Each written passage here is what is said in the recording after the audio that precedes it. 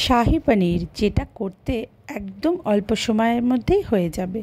Frying pan বসিয়ে তাতে সাদা তেল দিয়ে আমি কিছুটা আলু নুন দিয়ে ভেজে নিচ্ছি। এটা আমার বাচ্চারা যেহেতু পনিরে একটু আলু পছন্দ করে, সেই ক্ষেত্রে আলুটা দেওয়া আপনারা চাইলে স্কিপ করতে পারেন।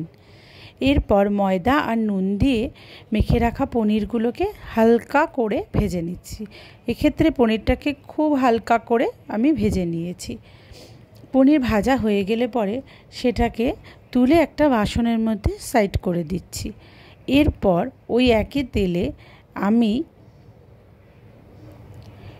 একে একে দারচিনি, এলাচ, কিছুটা দারচিনি এলাচটা ভাজা ভাজা হয়ে এলে পরে তাতে কেটে রাখা পেঁয়াজ, টমেটো, আদা, রসুন, দুটো কাঁচা লঙ্কা দিয়ে একটু ভাজা ভাজা করে নিয়ে এর ভেতরে আমি দিয়ে দিচ্ছি বেশ কয়েকটি কাজু বাদাম দিয়ে ভালো করে ভাজা ভাজা করে নিচ্ছি।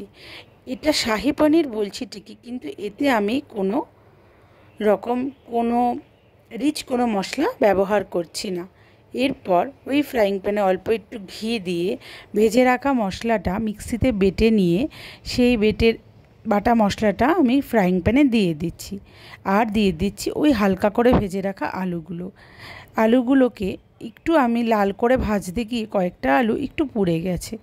এরপর মশলাটা কষে আসলে পরে ভেজে রাখা পনির আর একটু জল দিয়ে আমি ঢেকে দিয়েছি। ভালো করে ফুটে উঠলে পরে বেশ একটা থকথকে ভাব চলে আসে। এই থকথকে ভাব অবস্থাতেই এটাকে নামিয়ে দেওয়া যায়। আর সাথে যদি দুটো গরম গরম রুটি দেওয়া যায়, অসম্ভব ভালো লাগে এই পনিরের তরকারিটা খেতে।